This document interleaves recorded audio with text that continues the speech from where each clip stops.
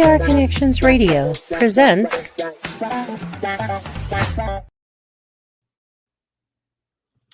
Well, hello there.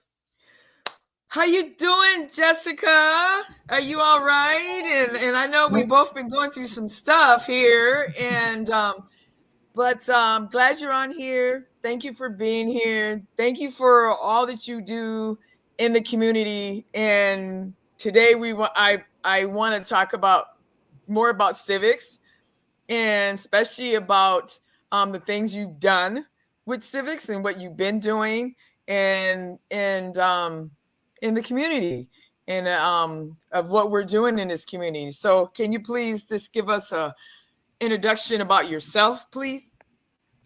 Well, hello. Thank you for having me, Miss Evelyn. I am Jessica Berger, and I am a bachelor student at UNLV practicing in public policy and leadership. I also just picked up a minor in criminal justice. This past election season, I worked with the organization RISE, being an advocate for the students' wants and needs across college campuses and helping out get youth voters. And, I try to help out anywhere I can. If I like to be involved in a little bit of everything. I try to help out with Vote Nevada. I'm part of the Women's Alliance Committee at CSN. And of course, always supporting you, Miss Evelyn. Wow. Did y'all hear all the things she do? All the empowerment. I mean, all that empowerment that, and two, you have, and you are, and is a vital piece of civics in the state of Nevada. I mean, we just went through a whole bunch of things here in this state, of voting and discovering about how the youth feel. Can you elaborate on that? Because I know you went through, and that was one of the things we all were talking about, right? The voters that are 18 through 30 or 18 through 35, and how they weren't engaged. And not only, but some of them were engaged, but were tired of the rhetoric things that were happening and all that, right? So I know I said a whole bunch of things at one time. I'm sorry, but can you elaborate on some of it?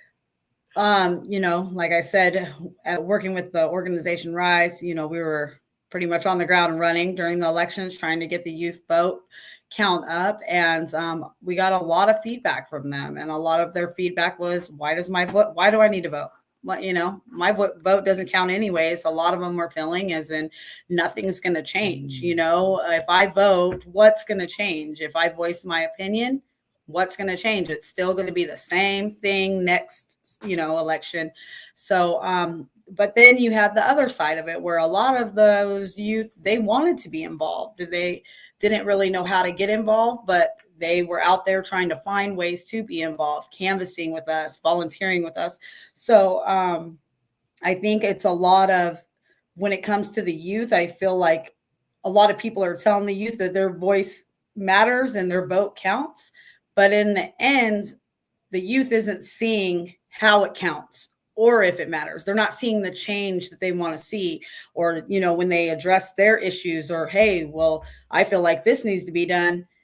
It still doesn't change. You get their vote, but then after you have their vote and you're in that position, you don't really work towards giving them with the issues that you said you would work towards. So, that's a lot of the youth concern. I'm a non-traditional student, so I'm not considered youth anymore, but I am still youthful. So, yes, you are, Queen. Yes, you are.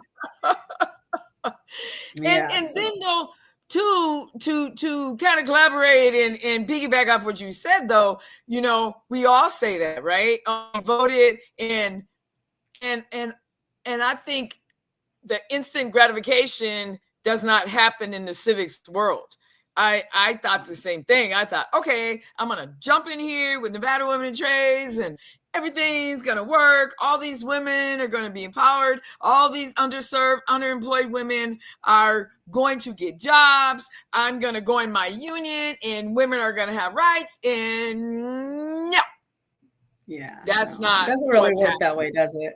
I'm not saying that gradually some of the things that I have done in women like yourselves, I've been working with for over the last couple of years. I mean, there has been strides, but it seems like, oh my gosh, it's not the stride that I been wanting and was visioning about. And so what do you say about that? Obviously, yeah, baby steps, right? We all got to take baby steps to get there, unfortunately. And I come from a Buddhist background, and one of the members would always say, it's not like, I'm going to chant, and then poof, a pot of gold's going to just appear. Yeah, no, it obviously takes work. It just feels like a lot of get unmotivated before, to the point where they don't want to keep doing the work, because even small answers to questions or small outcomes to some of the problems that people are asking for seem not to even be addressed quickly, when I feel like they could be addressed quickly, if that makes sense. One youth student told me during the election that they heard all, we all know where we're at right now, right? And we know what the problem is right now. But during all of the election and all of that, no one really told us how we were going to get there to be better. And how, what I mean? We know what the problem is, but how are we going to get there? We heard a whole lot of what the problem was, but nobody was telling us what they were going to do to fix the problem. So that definitely is a big factor in just the unmotivation after the election. And I would reach out to some of the students at UNLV. A lot of them would say, I'm done with politics for a while. I'm just going to take a step back on politics. And we're talking about people that are students in my Greenspun College of policy and governmental, so that's a little discouraging too, that, they're just like, yeah, I'm just going to take a step back, so it's hard. Yeah. Do you, and then me and you had several conversations about this, holding those accountable. And I think it's more than just holding them accountable. It's like my grandfather used to say, your word is your bond. You have nothing else. Once you lose your word and you're lying, let's just use that word, which is a very strong word, right? And then it's it, right? You're like, well, you're just going to sit here and be like a parrot, and you're going to talk to me and you're going to make promises. And then you see, after they done got in, they don't even call you no more. You don't hear from them no more. They don't answer your calls anymore. And everything comes unraveled. And it's like, wow, you just really, I mean, this is me how I feel. I'm not saying anyone else, but when you say something to me as an elected official, I at least expect you to do that, right? Because to me, I feel you need to get called out now. I'm not saying being rude. I'm not saying yelling, but I'm saying if something comes out your mouth that you said you're going to make a change on, I expect you to do that. Right. And I am with you on that. It's, I know, obviously through the election, we heard a lot of slander and a lot of just negativity from all, I'm just going to say all parties. I'm not just going to distinguish one party, but all parties. But I'm not saying let's call them out slander wise, but yeah, they definitely need to be called out if there's issues that when they were running that you addressed to a specific candidate and they haven't even, we're going into the legislative session. Are they working towards helping fix that issue? If not, I definitely think in a professional manner, they need to be called out. Like, okay, well, why haven't, do you remember having this conversation when you were running? You said you were going to do this for education. You said you were going to do this for the veterans. What are you doing to do that? And see what answer they have. Me personally, I think that needs to be called out publicly because, obviously if you're just one-on-one, they're going to be like, well, give you a whole bunch of excuses and, whatever it may be. But I believe if we're able to call them out publicly when they're in public places and having public appearances and you just call them to the table, doesn't really give them a chance to come up with a lie or a reason, to fall back on why they didn't do it. They have to give you a direct answer because that's going to be holding them accountable. Obviously, professionally, to do it professionally. I'm not telling everybody to go out there and just start yelling at your senators or your congressmen. No. That, but definitely when they're in public spaces that you're in, and there were issues that they said they were going to address, be like, hey, Senator, remember you said you were going to do this, this, and this. What are you doing right now to do this and this now that you're in that spot? You know? Yes, and it was interesting that you brought up the veteran part, and you're right.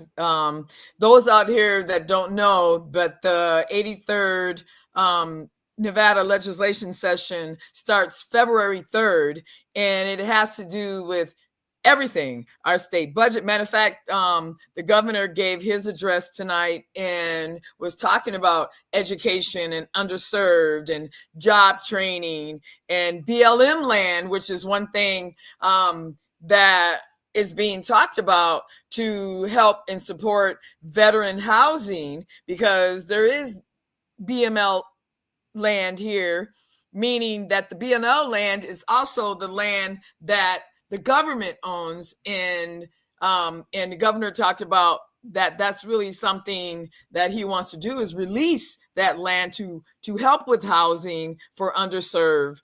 And that was big for me.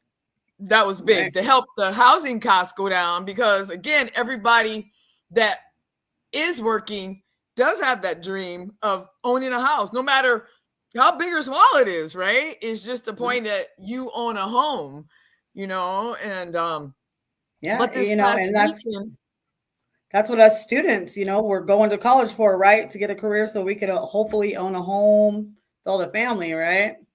But we don't even have enough housing for students either. You know what I mean? That's another issue. Or affordable housing for students. How many students are having to couch surf, sleep in their cars? Even worse, not sleep in anything at all just to get through classes.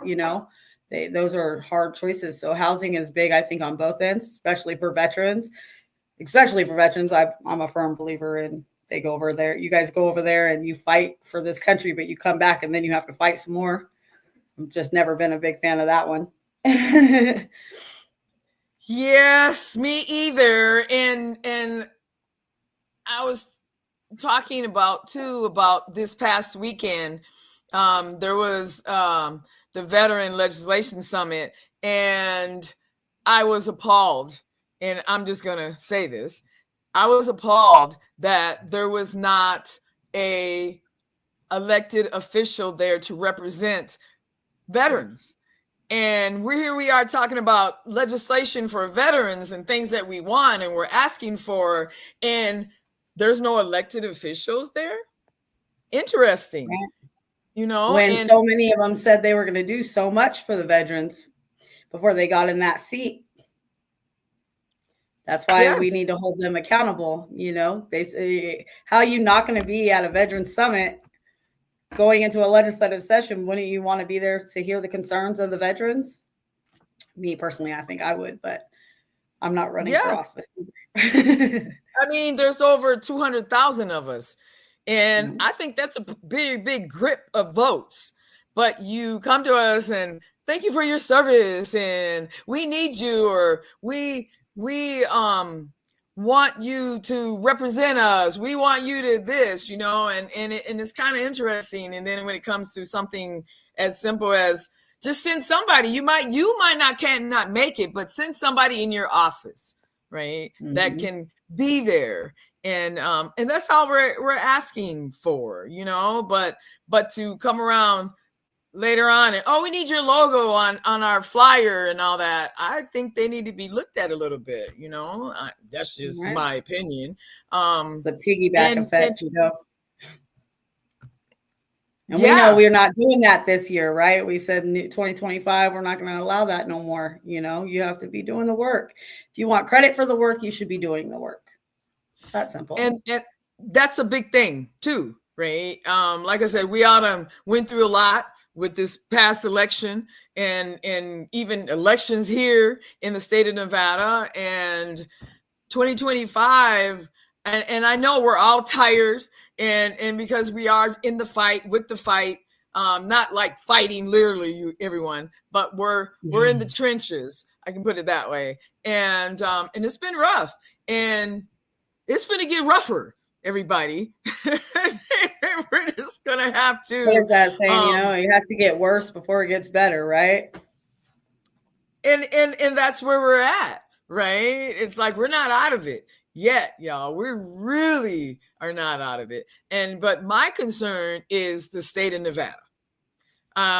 I know there's a lot of other things going on, and especially in California, and we're all looking at all the things, and plus what just happened over on the East Coast with Virginia. I mean, a lot of disasters have been happening, and not to take away from any of that, but still, my concerns is Nevada and in our youth and education that they need. That how can we be, I keep saying we're 49th on the list for education, but I guess we're 48 now or something like that. But that's still bad. Right. I hate when they are like, well, we're 48th in education. That's not good. Well, why are you saying it like that's a good thing? It's not.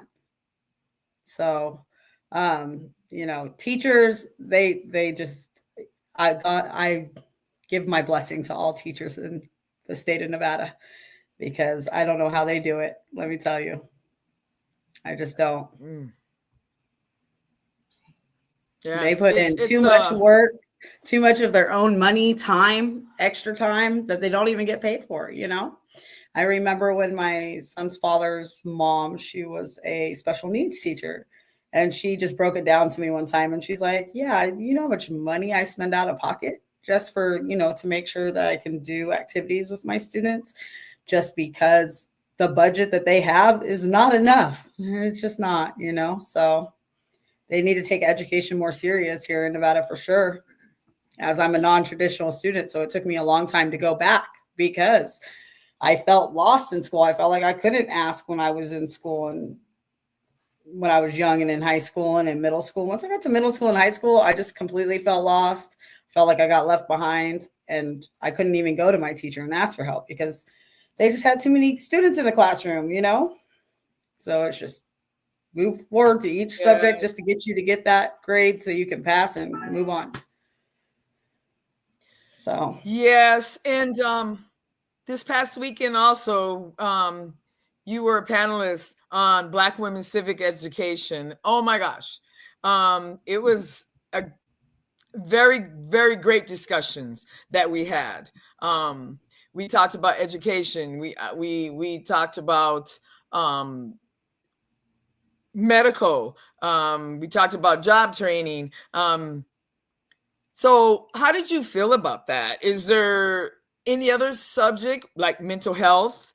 We didn't really hit on that much. But mental health, I think, is something that is big too on education here, especially going to school and having all the stresses that you have, which is, I mean, you're going for some top-notch majors here. And how is that going? Yeah, it's a struggle. It was a struggle,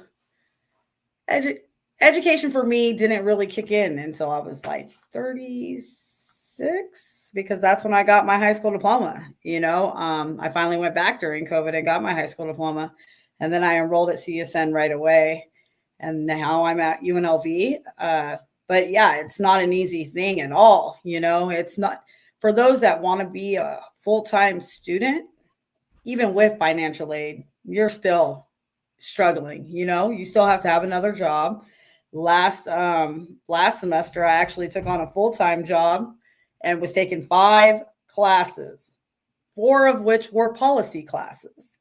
Okay, let me tell you, that will take a toll. Sleep. What is sleep?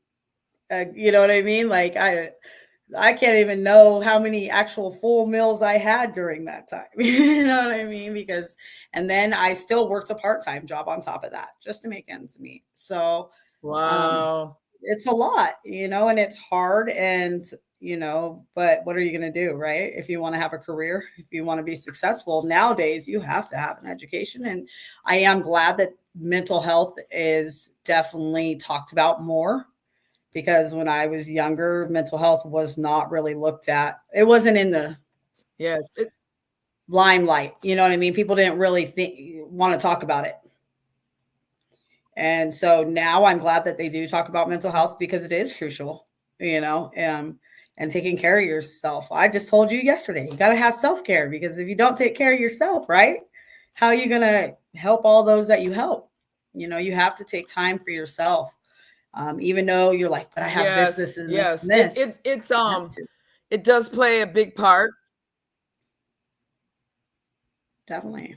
Yes. Yeah. It plays a big part. It really does. It's because with all the classes and the schooling and then on top of it, you have to have a place to live, right? I mean, you got to have a place to live. You got to have an automobile. That's what you choose. And what comes with that, the insurance, the gas, what comes with a place to live, the rent, the mortgage, and then on top of it, the gas. Doggone, got a full boat. And then you have a full-time job. Oh my gosh. That's like cuckoo for Cocoa Puffs, if you ask me. And, but that's just me.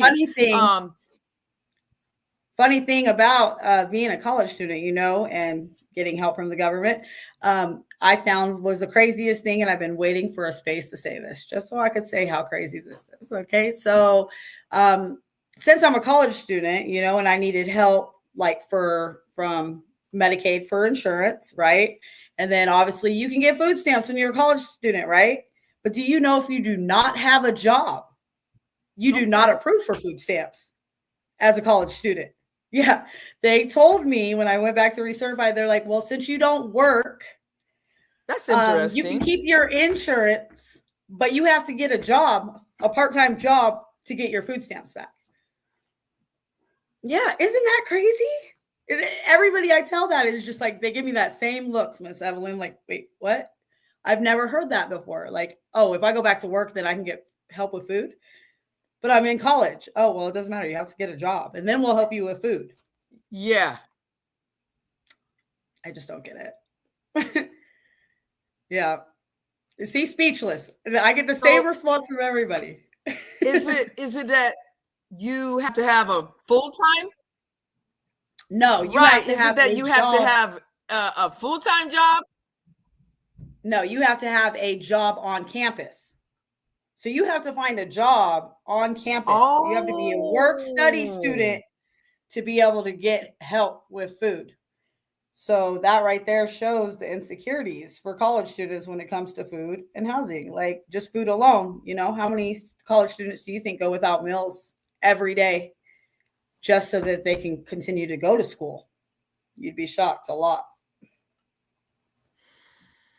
And they can't even get help from the state unless they can find a job on campus, which isn't the easiest thing to do. Because my first semester at UNLV, I literally applied for every single job that they had posted. And I got 2 calls for an interview. And it's not like I don't have experience, because I'm a non-traditional student. So obviously I have much work experience. But yeah, it was a very difficult thing. I still haven't maintained a work-study position at UNLV.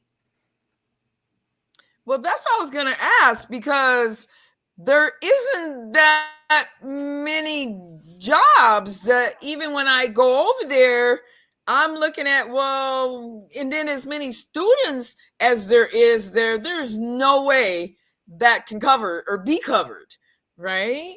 And so that is, and I didn't even know about that. And wow. A lot of people didn't know about that. And when I tell the people that, they're like, what?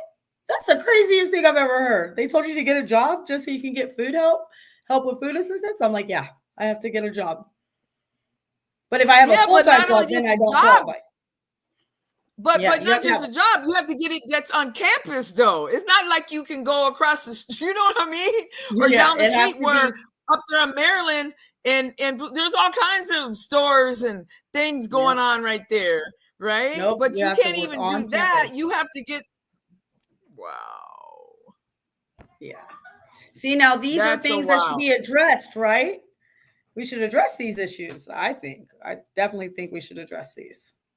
I mean, I didn't even know about that. And I'm like, wow. You know, that just does not make much sense to me, though. I'm serious, right? Like, something's wrong right there. I don't know. I can have health insurance, though. I can get health insurance. But until they hire me on campus, I can't get help with food assistance. So, which makes it hard. You know, that's forcing college students to what? Get a job off campus, you know, 2 and 3 jobs sometimes. Like I said, I worked a full-time and a part-time. So wow. And the credits are expensive at UNLV, everyone. Let's not play that game either and forget about that. And just because you're a resident, it's still very expensive. And my courses, actually, because within public policy and leadership, it's an online degree through UNLV. So believe it or not, because it's online, I pay more. I just paid for my for this semester coming up, and I paid for almost $4,300 for my classes. And then my books are an additional $569. I was gonna say, and the books. Yep, the books alone, which I think is crazy. You know, why are the books that much? But you have to have them, right? That's why there's so much. Right. And how many of them books that you had to get had to be brand new, and you didn't find any used books? I mean, because that's one thing too, right? Some don't have used books. 3 of them had to be new because you had to have an access code. So if you have to have an access code, you have to get them brand new. Wow. Yeah. Like I said, $569 just for books. I was like, what? It's a lot. This is something new to me. I haven't taught college class for years, but man, that is something. And back to what you're doing with Rise. Do you feel that there was what you did? There was an impact, positively impact, and do you feel that there should be some other things that should be happening in there, right? I'm not saying what you did was not good, but is there some other things you think that could have helped or can help?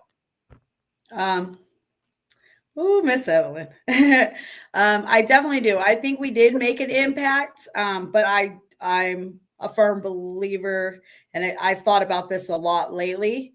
I think that as the organization is and what they stand for and what they say they stand for, right? Advocating for wants and needs of college students across college campuses nationwide. I think they should have started like 3 years back, getting that feedback from students. Last year, they should have been getting with, partners and senators and assemblymen and people that could take stuff to the floor this legislative session and been drafting up a good bill that addressed some of those concerns that the students had. Do I feel like they hit those points? Speaking honestly, no. But they did make an impact in helping get the youth vote up, I'm sure, because they were out there. We were all out there getting the youth vote and getting pledges to vote. But I really think that they should work more towards what they say they do. Because how are we going into a legislative session with nothing that's really addressing college students that much? Yeah, we have bills addressing education. I get it. But they should be working towards bills that are helping with food insecurities, housing insecurities, lower fees for students, the things that students have addressed that are of concern to them. Why aren't we drafting bills towards that to actually answer them? And then I bet you then youth would want to vote more because they'd be like, oh, no, people do really hear what we're saying, But youth are telling us all these things, but how are we advocating for them really if we're not advocating for them at the legislative session? Do you think that because, again, the address, the governor's address, I was listening to some of it, and education seems to be really something on his list. And he has stepped in to help with what's been going on, the lower education, right? Of all them millions of dollars that he needed to add back to the budget. Do you think that maybe that would be a course to talk with him, or not just with him, but his staff, and put that and go that route? Sometimes you got to go around, right? Sometimes if you can't, you know what I mean? Sometimes you got to go around people to do things, and that could be an avenue. Yeah, that would probably be a start. Like you said, a lot of the education stuff is on the lower education, the Clark County School District, if I'm correct. What about higher education? That needs to definitely be talked about more. And I don't feel like it's talked about enough, because I just, whatever the reason may be. But yeah, maybe we need to speak to the governor about higher education also. It just seems to me, because I agree with you. And usually when I have my civic education, I like to have a higher in the lower education, because even though they do tie in together, but it seems like we're doing two different things here, right? Mm-hmm. It doesn't seem like we're doing the parallel with that, because I still, even though I'm in trades, and I still believe that education still ties with trades, because you still have to me, you still have to be taught and trained, and that comes with education. And even I'm really glad that CSN has helped with some of that. When I went through the apprenticeship, I got a AA in trades, pipe fitter degree. It's helped, but I still, and people say, oh, you can go into trades and you don't need it, but you kind of do, need that education part of it, because what if you do want to get your own business after that? You kind of need to know some things, right? It'll be a little bit, not to say you can't do it. I'm not saying that, but it's going to make it a little bit easier, because my AAs and my business things that I've done, it's helped with Nevada Women Trades and what I'm doing. But I just think they do go together. And they definitely go together, and they should definitely be taught about, or at least talked about in high school going into higher education, because a lot of people going into higher education, in your sense, they didn't even know about the trades. You know what I mean? It's not like, right before you graduate, they're like, oh, okay, well, you could go to this college, this college, this college. Are they saying, well, or you could go into a trade and join a union, be a pipe fitter, a welder, or whatever the union is that you may want to go, engineer? Are they talking about those things in high school when you graduate? Because I don't know. It's been a long time since I've been in high school, but I don't think that they are. I don't remember hearing that when when people got close to graduation when in high school. I don't remember seeing like Nevada Women in Trade having a booth, when you would go around and have that little session where you would hear from the different colleges. I don't ever remember unions being there or any of that. Maybe they are there, but I never saw them. Yes, it's trying. They're making moves to be in there, but my whole thing with that is we need to start earlier. And that's something I said this weekend. We need to start earlier and bring back civics to these classrooms, so these students and these kids know about what it is about voting and why we vote, or why we do the things we do. How about just life skills? How to pay bills? How to budget financials, how to literally keep your job, like getting up on time. What is considered late when you show up to work and what is considered on time? I've always been raised, if I'm supposed to be there at 8 o'clock and I show up at 8 o'clock, I'm late, and That's true. you know what I mean? At least 15 minutes early. I have a friend who would argue this all night long with me that nope, 15 minutes, you're still late. You need to be at work 30 minutes early, So to each that's their true. own. But that's what I'm saying, and I just recently had a young person stay with me and they told me, I wish my mom or school would have taught me these things in life, bank accounts, budgeting, paying bills. Had no clue, 18 years old and had no clue how to do any of this. These are things that need to be taught in school. They should have a, how to pay your rent class or whatever the case may be. You know what I mean? Because a lot of people. I agree. Yeah, we're kicking them out into the world, but we're not even giving them the tools to be successful in the world. And then we shun them when they're not successful. So it's kind of like, are we setting them up to be winners or failures? And it goes back again to families, right? Family upbringings, morals and values, babies having babies, situations in family homes where the parent doesn't have time because they're trying to keep a roof over your head. They're trying to feed you. They're trying to clothe you. And they don't have time to sit down and do homework. Or maybe they don't even know how to do the homework. I mean, you're right. There's a lot of things that start coming into play with what's going on with the breakdowns. That was a big thing for me also, like I get homework, I bring it home and ask my mom to help me. And, she was a single parent, but I'd ask her to help me and she wouldn't know how to do the homework. You know what I mean? So that's also a factor, the help at home. It could be a big factor. That's where I lost a lot of my motivation. Well, if my mom doesn't know how to do it, I can't ask my mom for help. I can't ask the teacher for help because they're overworked and underpaid. Then who am I supposed to ask for help?